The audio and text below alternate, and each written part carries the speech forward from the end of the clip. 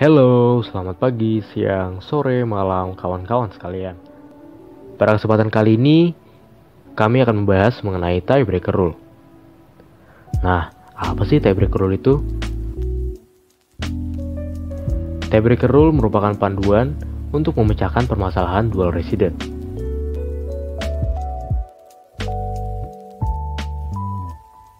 Penerapan tiebreaker rule ini dilakukan untuk mencegah terjadinya pajak berganda. Sehingga suatu entitas hanya boleh menjadi subjek pajak di satu negara saja. Dalam tiebreaker rule dikenal dengan adanya subjektif dan objektif test. Untuk individu dan orang pribadi, pengujian objektif berdasarkan pada minimum periode tetap dari waktu di mana seseorang tersebut secara fisik berada dalam suatu negara. Seperti contoh, seseorang dikatakan berada dalam suatu negara dalam tujuan pajak jika berada dalam negara tersebut dalam 183 hari dalam satu tahunnya atau dalam periode 12 bulan.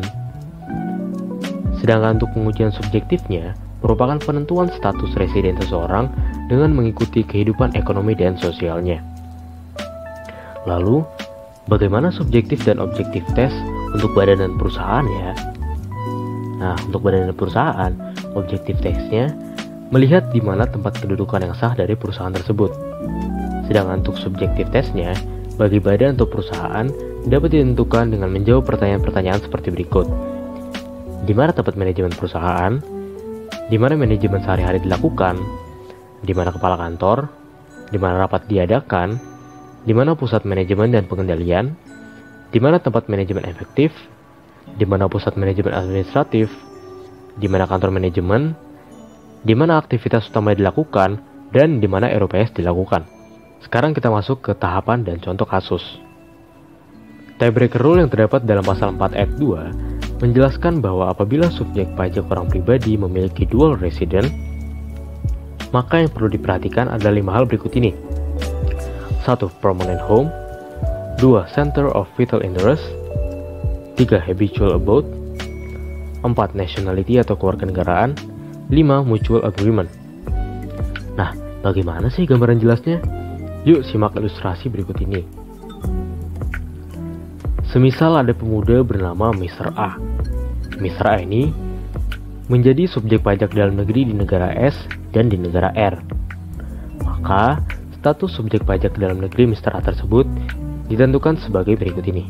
Mr. A hanya akan menjadi subjek pajak dalam negeri di negara di mana Mr. A tersebut mempunyai tempat tinggal tetap atau yang kita kenal dengan permanent home. Nah, ternyata Mr. A memiliki tempat tinggal permanen di kedua negara tersebut. Lalu bagaimana ya tiebreaker rule-nya bekerja? Apabila Mr. A mempunyai tempat tinggal tetap di negara R dan negara S, maka Mr. A akan menjadi subjek pajak dalam negeri di negara di mana Mr. A mempunyai vital interest.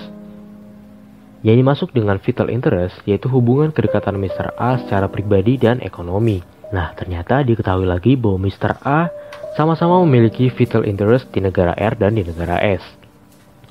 Lalu, bagaimana kelanjutannya? Apabila vital interest Mr. A tidak dapat ditentukan, maka status subjek pajak dalam negeri Mr. A dapat ditentukan melalui pendekatan habitual abode atau di negara mana Mr. A biasa berada.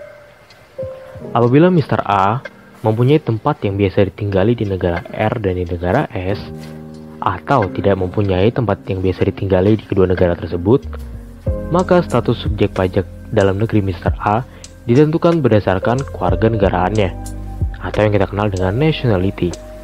Nah, lalu bagaimana apabila Mr. A mempunyai kewarganegaraan di negara S dan negara R, atau bahkan tidak mempunyai kewarganegaraan di kedua negara tersebut?